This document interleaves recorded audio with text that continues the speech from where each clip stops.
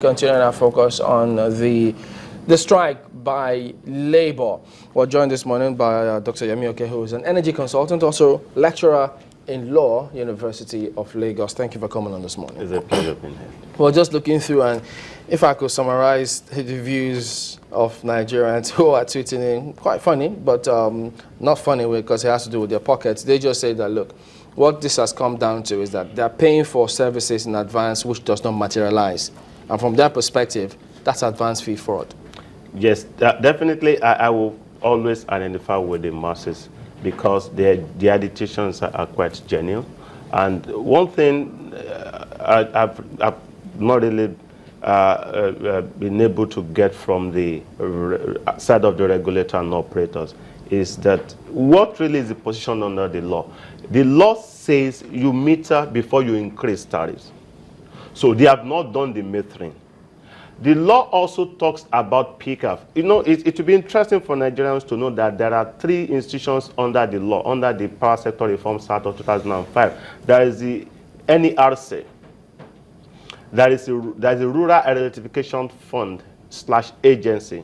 There's the PCAF, Power Consumer Assistance Fund. That fund should be factored in at any time there is about to be an increase or adjustment in tariffs. Nobody is talking about that. The fund is not even been set up. It's under part 8 of the law from section 83 to 87. Nobody is talking about it. It's as if nobody knows anything about it. That's a designated pool that should be there for consumers. Then, before you increase tariff, there must be extensive consultation with the stakeholders, with the various categories of consumers. That, to the best of my knowledge, hasn't been done satisfactorily. That one is there. 2, there is the well, maybe I won't call it secret agreement, but I know at the time they were entering into all those agreements, the government then appeared a bit desperate. They gave the operators, the entities, a lot of needless concessions. They stand up on a lot of things in a desperate bid to just sell off those assets. The question is, I was discussing with the gentleman Tony that just left here now. On the one hand, they sold off those entities. We have NEMCO. NEMCO is Electricity Liability Management Company, which takes over difficult liabilities of the old NEPA and PACL. But nobody is talking about pending, outstanding electricity bills running into billions that were owed not to the new GENCOs and the new DISCOs, but owed to NEPA / PACN. But the monies are being collected, built into the asset of the DISCOs. The bills some Nigerians that were owed to NEPA / PACN running to billions. The bills are now being taken over, collected by DISCOs. That's one. 2, we had Power Intervention Fund being given to them, and we've had sometimes unjustifiable adjustment in tariffs. And I said we can't continue to go this way.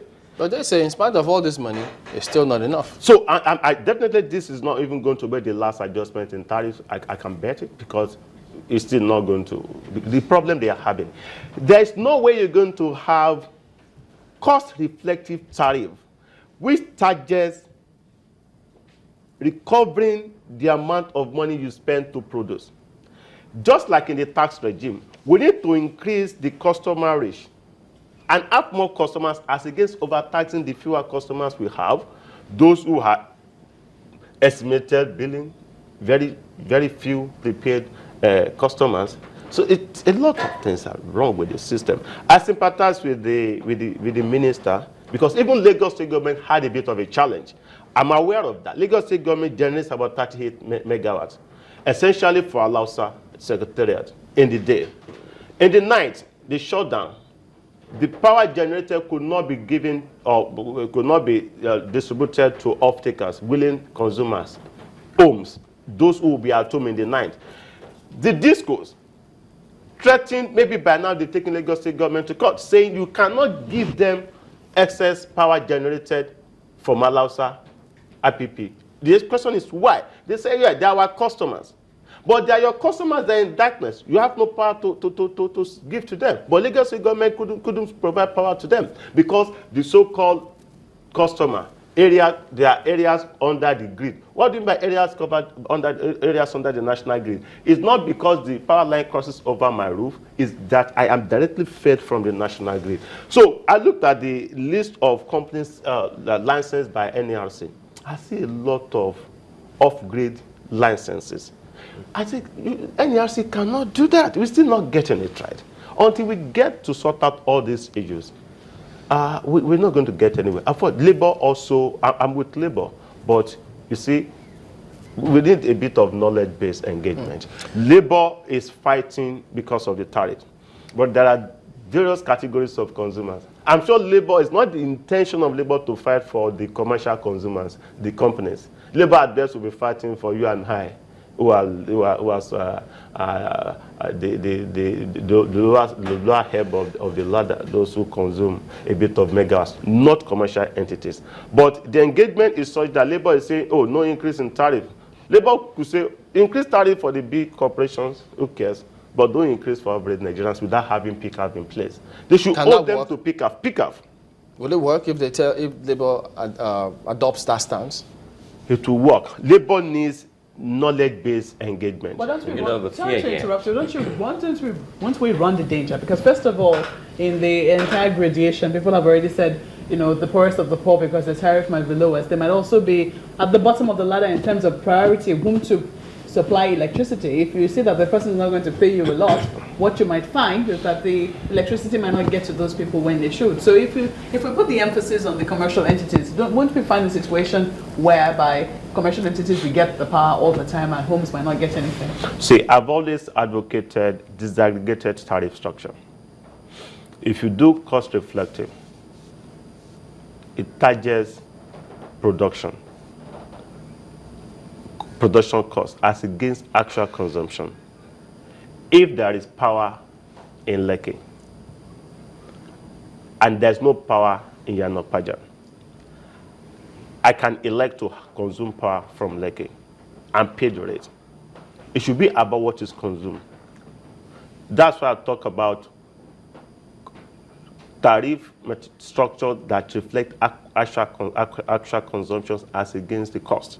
In fact, that was what we can't have cost-reflective tariffs. Sorry to cut you. That was what I actually wanted you to explain more, because you went on to say there might be another increase if some of these things are not done properly. And I don't think Nigerians would love to hear that from you. So how do we ensure that we don't get to see more increase? Instead, we're likely to see a decrease in the hike, in the tariffs as the year progresses. Thank you very much. There is needless competition and tension for the insufficient megawatts that is generated, less than 5,000 megawatts that is generated and distributed from the discos. We need to focus on increasing the production, focus on off-grid power generation, focus on centralized governance structure that makes it only any RC that regulates, gives license and the rest.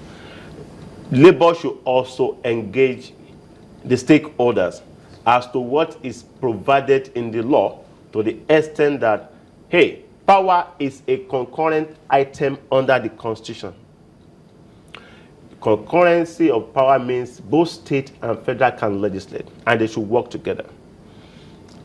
Existing structure, NERC may be able to license those in respect of areas covered by national grid, while states should do so in respect of areas not covered by national grid and do a lot of renewables. That is there in part 2, second schedule of the Constitution, items 13 and 14. Nobody is disputing that. Labour should bring up the Constitution and read it to them, let them agree. Labour should also engage the stakeholders along the lines of what the PCAF, Power Consumer Assistance Fund scheme, intends under the law. We should increase generation levels at the generation capacity at the levels of states through a lot of renewables. That frees up the structure so that if I'm not getting power from Disco A, I can get from small entities who are into embedded generation and a lot of off-grid generation. Of course, they sell to off-takers, homes, industries. We should decentralize. That's why I've always advocated decentralized energy option. We should stop looking at competing for the 4,000 to 5,000 megawatts, because, of course, it's a question of demand and supply. If it's not in abundance by way of supply, we'll all compete needlessly for the few megawatts we are generating, and that's why we are into all this stress. And again, the regulators also, they need to do more in terms of not giving too much concession to the operators. They should strike a very good balance between the operators and consumers. An impression is created that they are more on the side of the operators as against the masses. That's not fair. That's not the best. The government is there to... Government is not really in the business of power anymore anyway. The only business of government is regulation. And when you talk of regulation, it's a question of the legal instrument and regulatory provisions of the law. And I said, inherently, this law is part of the problems we are having.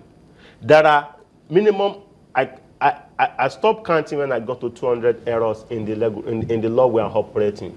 200? Yes. Of course, I did a lot of research in that. Even the book and the rest have all continuously been publishing and writing.